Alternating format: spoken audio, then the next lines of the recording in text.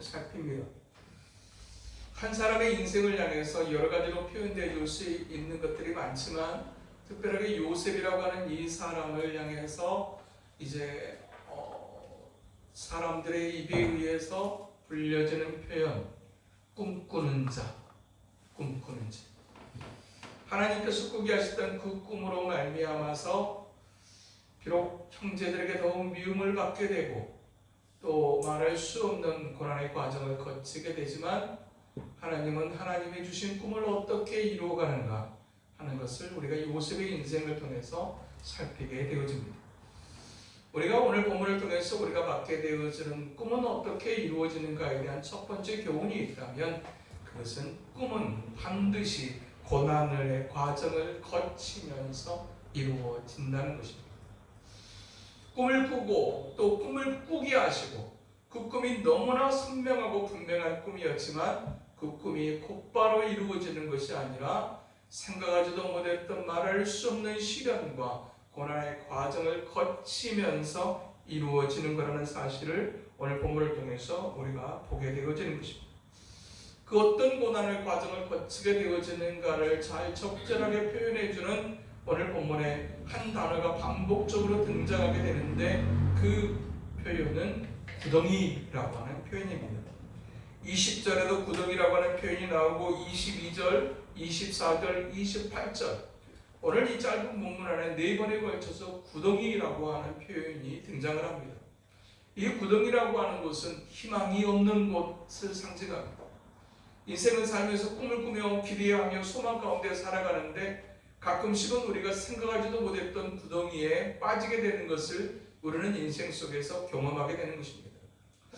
구덩이는 스스로의 힘으로 나올 수 없는 곳, 더 이상의 희망이 없는 곳.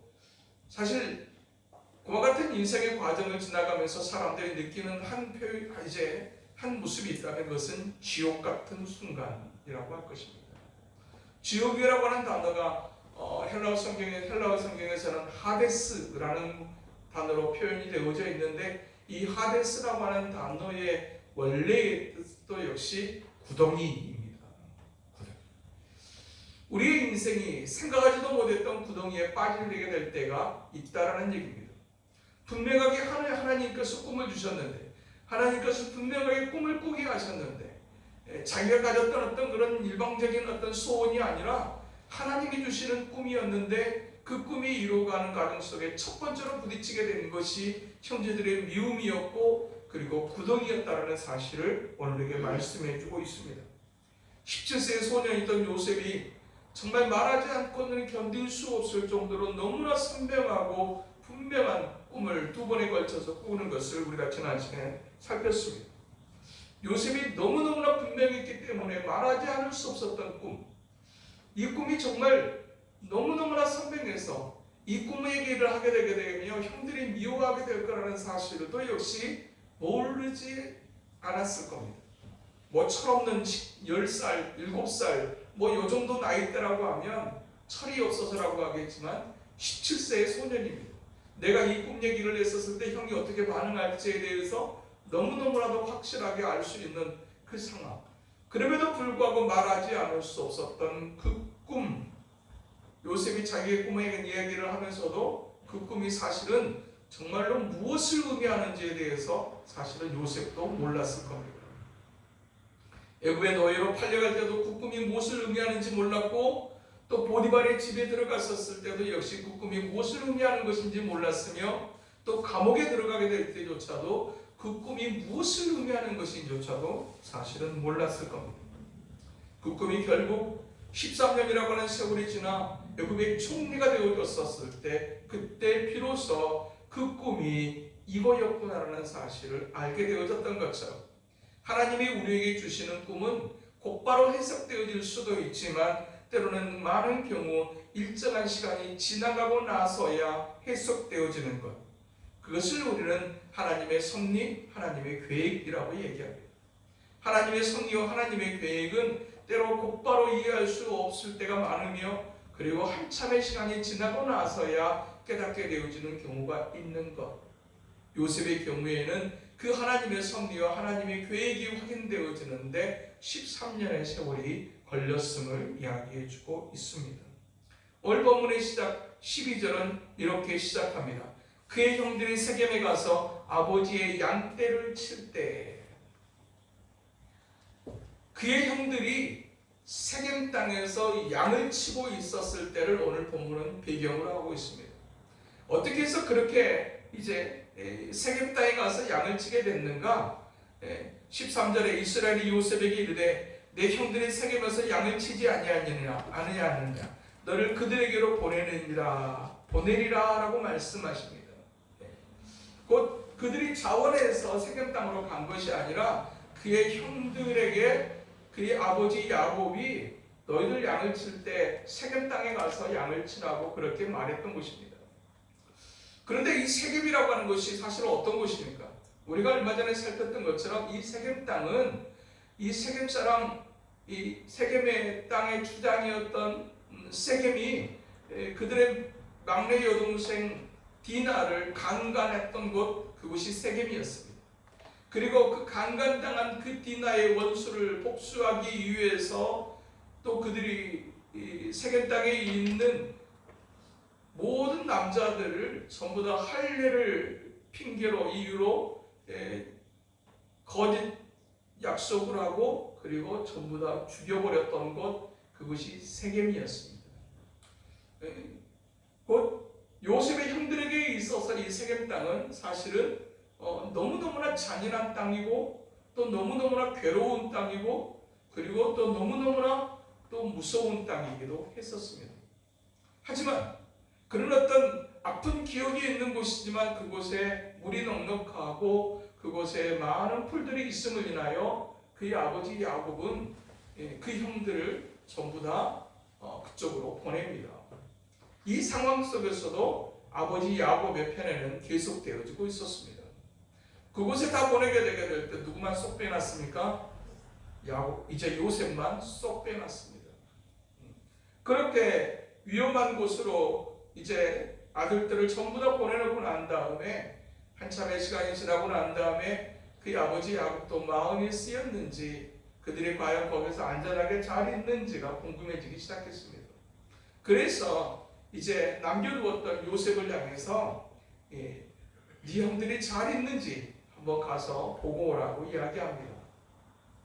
17세의 소년입니다. 얼마 전에 그의 누나가 강간을 당했다는 사실을 너무나 분명하게 잘 알고 있고 그 일로 인해서 그 땅의 사람들을 전부 다 죽여버렸던 형들의 이야기도 너무너무나 잘 알고 있는 요셉이었습니다. 그 땅이 얼마나 위험한지 얼마나 무서운 곳인지 그것을 너무너무나 잘 알고 있었을 요셉에게 떨어진 아버지의 명령, 네 형들이 잘 있는지 보고 와라. 그때 요셉의 대답이 13절에 내가 그리하겠나이다. 내가 그리하겠나이다. 어떤 분이 쓴 책을 보니까 이 부분을 주워가면서 이 부분을 이제 써내려가면서 이런 표현을 쓰셨어요. 내가 그렇게 하겠습니다. 이 말을 인생 속에서 잘하는 사람이 복을 받습니다. 누군가가 이야기할 때 어른들이 이야기하게 될 때 네 그렇게 하겠습니다. 특별하게 하나님께서 말씀하시게 될 때 네 그렇게 하겠습니다. 이 말을 잘 하는 사람이 복을 받습니다. 동의합니다. 하나님께 앞에서 살아가는 순간에 때로는 우리의 인간적인 생각이나 우리의 이성적 판단으로 위험해 보이는 것, 위험해 보이는 일이 있을 수 있습니다. 그의 아버지 야곱이 요셉에게 했던 그 명령도 역시 굉장히 위험한 명령이었음을 요셉이 모를 리 없습니다. 말 한마디도 편하게 해주는 법이 없는 형들이 있는 곳이 세겜이었고 그리고 형들이 저질렀던 그 일로 인해서 굉장하게 더 위험해져 버린 그 땅이었습니다. 그 땅을 향해서 가라고 하시는 이 말씀 앞에 요셉은 변명이 없습니다.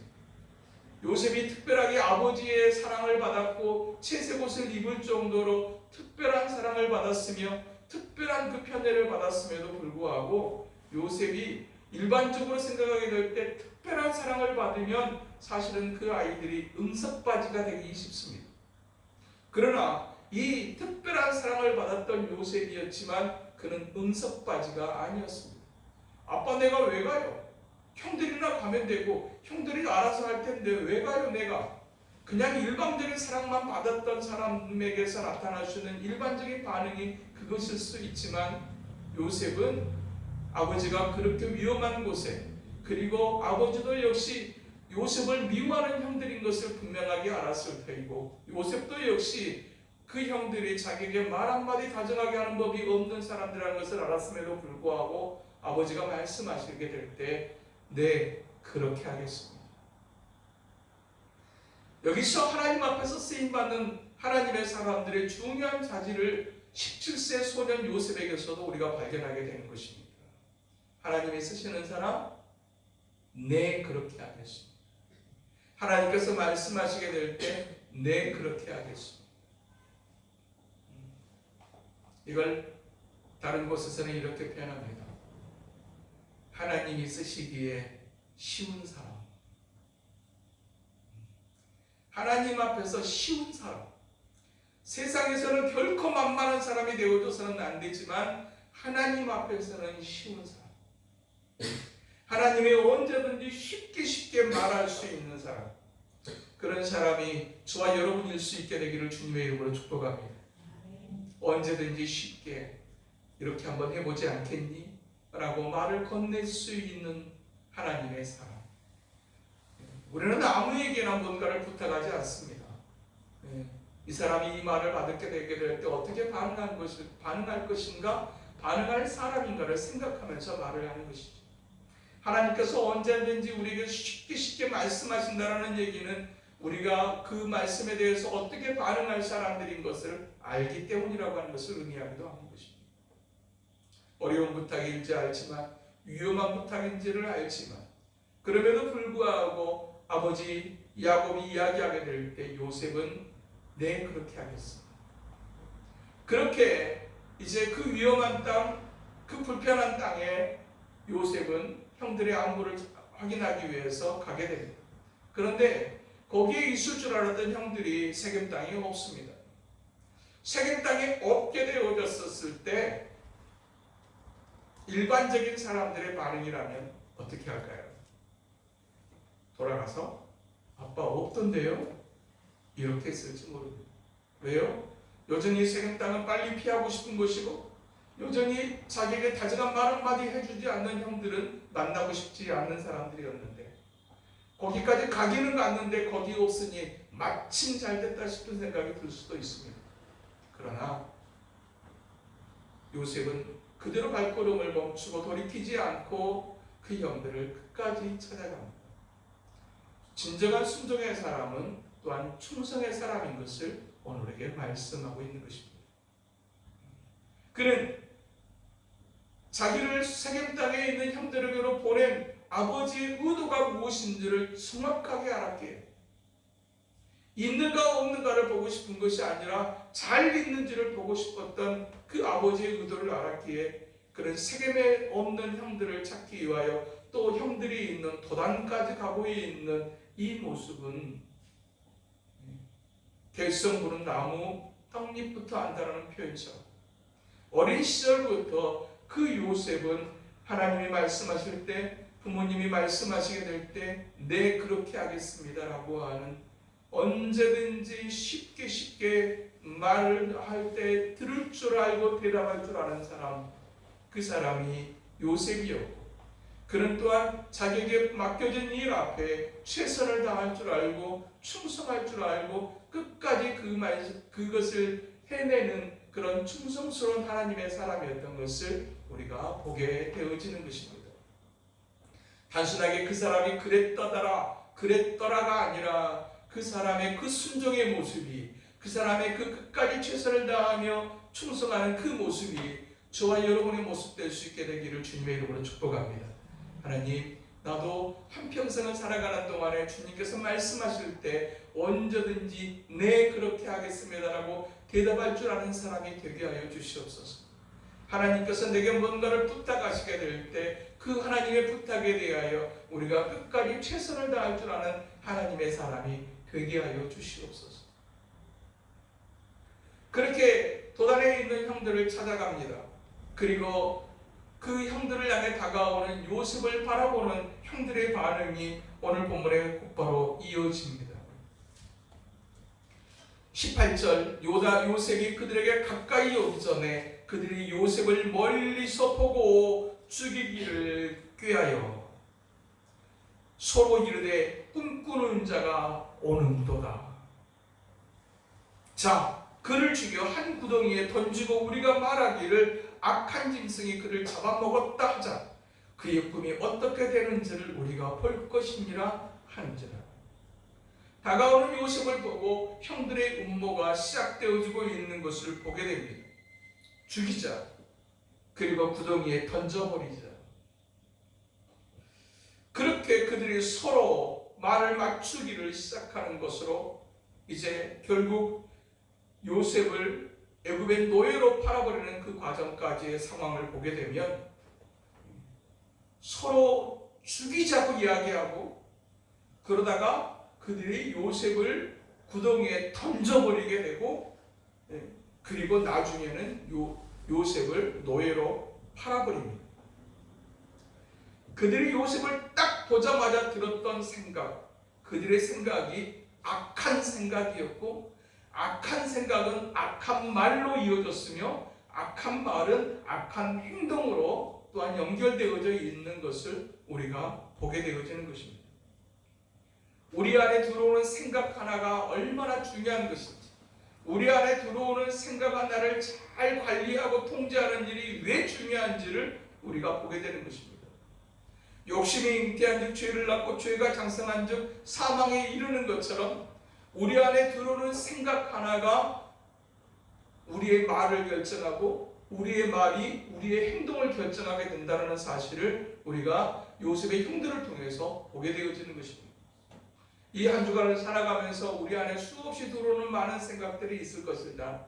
그것들을 잘 분별할 줄 알고 잘 살필 줄 아는 은혜가 있게 되기를 주님의 이름으로 축복합니다. 여러 가지 생각이 들어올 수는 있지만 그 생각이 우리의 마음속에 자리 잡기 시작하게 될 때, 그러나 그 생각이 하나님의 기뻐하시는 생각이 아니라 하나님의 기뻐하실 수 없는 생각일 때 그것을 잘 분별하고 통제하는 일이 얼마나 중요한 일인지. 마르틴 루터는 이런 표현을 썼습니다. 우리의 머리로 지나가는 쇠들을 막을 수는 없다. 그러나 그 새들이 우리의 머리 위에 둥지를 틀게 해서는 안 된다. 여러 가지 하나님이 기뻐하시는 생각과 기뻐하실 수 없는 생각들이 수없이 교차되어지는 것, 그것이 우리의 마음속일 수 있습니다.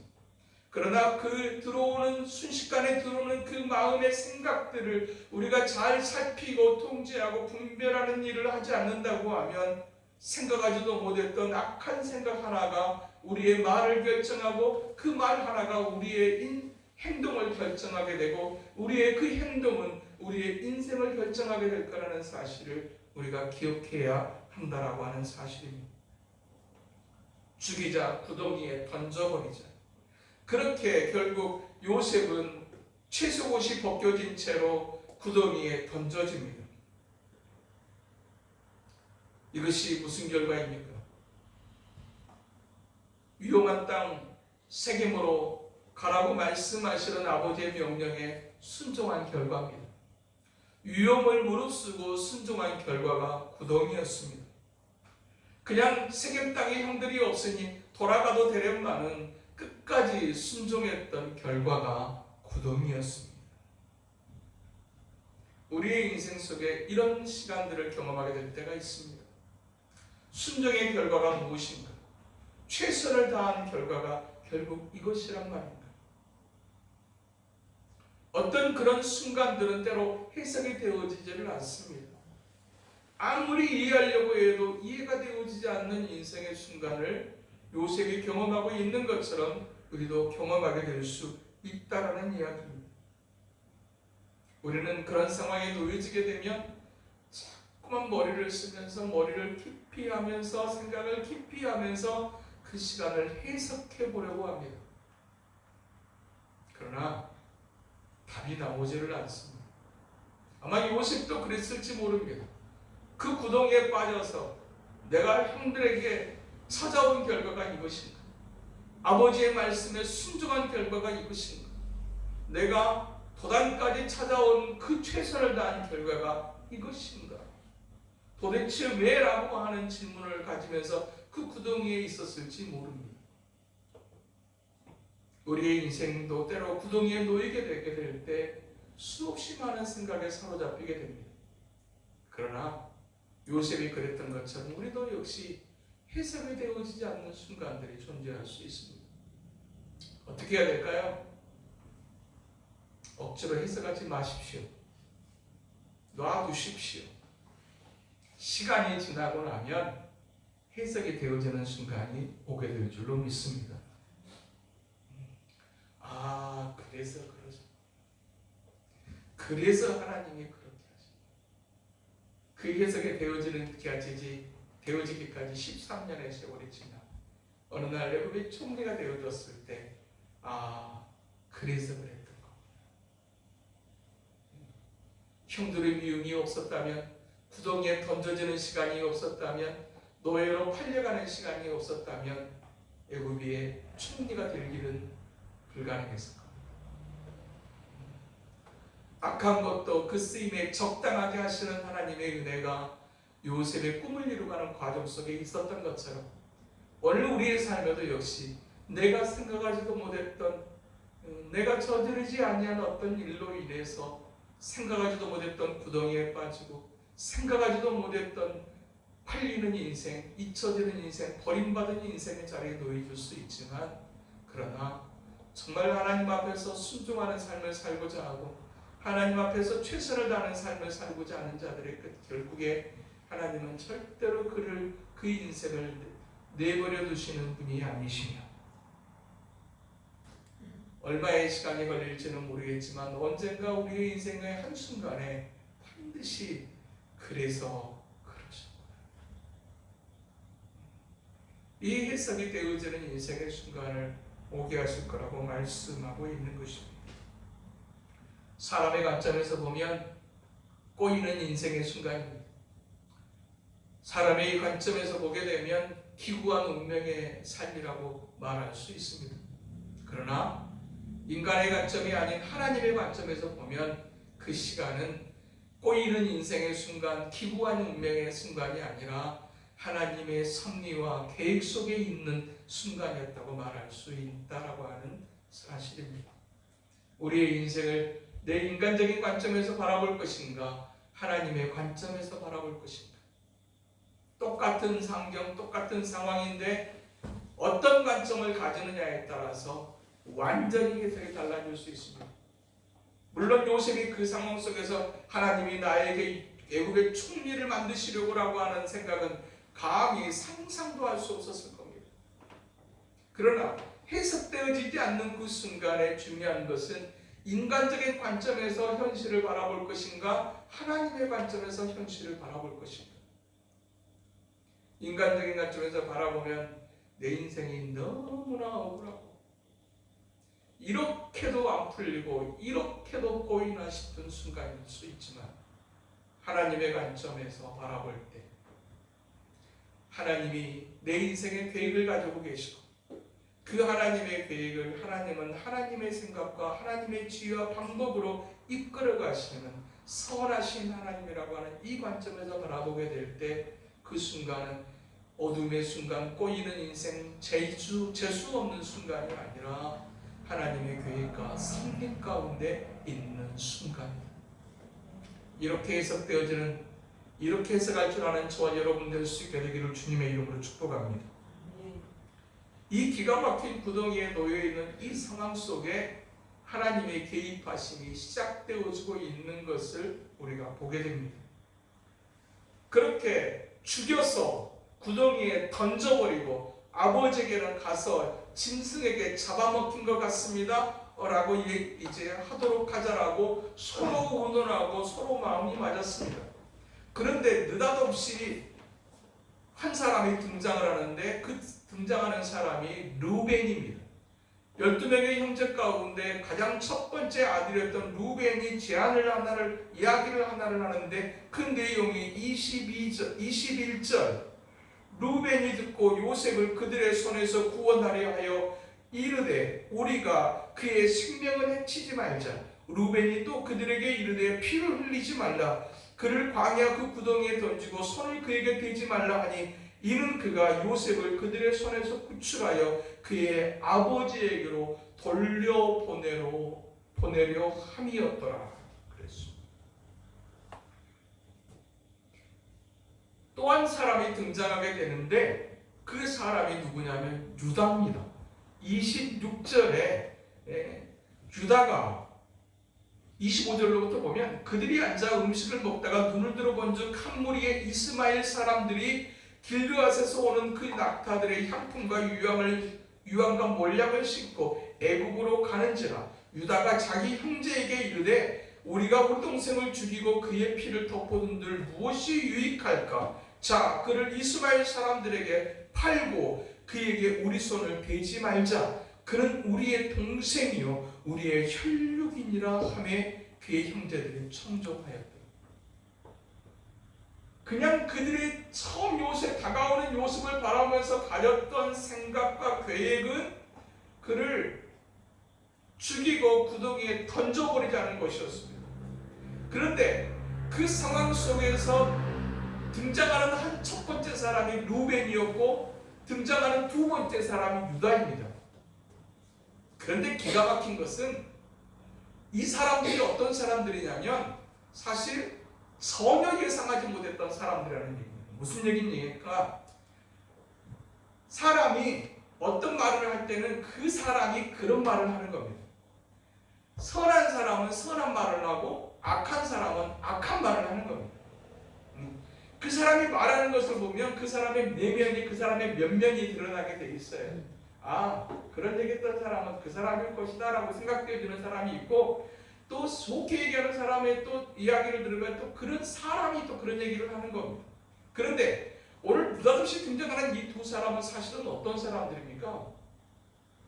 첫 번째 이 등장하는 이 르우벤은 그의 아버지의 첩이었던 라헬의 이제 여종이었던 비라와 간통을 했던 사람이 르우벤이었습니다. 그는 도덕적인 사람이 아니었어요. 그의 아버지를 막 그렇게 끔찍하게 사랑하고 아끼는 사람이 아니었어요. 그랬다고 하게 되면 아버지의 첩과 간통하는 일이 있었을까요? 그럴 수가 없었을 거예요. 그런 윤리적인 사람도 아니었고 아버지를 생각하는 사람도 아니었어요. 그런데 그런 르우벤이 야 우리가 그를 죽이지 말고 그냥 이제 구덩이에 그냥 던져놓자. 그랬던 의도가 무엇이었는지를 22절 후반부에 보니까 그의 아버지에게로 돌려보내려 함이었더라. 르우벤이 그렇게 아버지를 생각하는 사람이었으면 그의 아버지의 첫 비라와 간통하는 일이 있었을까요? 없었을까요? 있을 수가 없죠. 그는 원래 그런 사람이 아니었어요. 그런데 느닷없이 굉장히 아버지를 생각하는 한 사람으로 르우벤이 등장하는 겁니다. 또 두 번째 사람 등장했던 이 유다라고 하는 이 사람은 어떤 사람입니까? 세겜 땅에서 디나가 강간을 당했었을 때 그 세겜 땅을 전부 다 죽여버리자고 계획했던 그 계획에 가장 앞장서서 주도적으로 세겜 사람을 죽여버렸던 잔인한 사람이 누구였습니까? 유다였어요. 그는 그렇게 자비로운 사람이 아니에요. 그런데 그 자비롭지 않은 그가 27절에 뭐라고 말합니까? 그에게 우리 손을 대지 말자. 그는 우리의 동생이요 우리의 혈육이니라. 평상시에 이 사람이 그런 사람이 아니에요. 그런데 전혀 그런 사람이 아닌데 의외의 제안들을 예상치 못한 사람들이 하고 있는 것입니다. 무슨 얘기입니까? 하나님이 어떤 분이신가? 무사람의 마음을 주관하시는 하나님. 원래 그 사람은 그런 생각을 할 사람이 아니에요.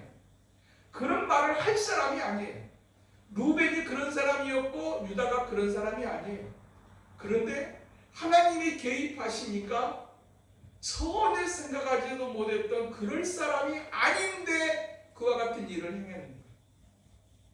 하나님께서 한 사람의 인생 속에 계획을 가지시고 한 사람의 인생을 향해 개입하시게 될 때 어디까지 역사하실 수 있는가? 생각하지도 못했던 사람의 마음까지도 역사하시는 하나님. 그와 그의 하나님이 그 하나님이 저와 여러분의 하나님이신 줄로 믿습니다. 그리고 또 한 가지 오늘 본문에서 발견하게 되는 한 가지가 있다면 그것은 하나님의 타이밍입니다.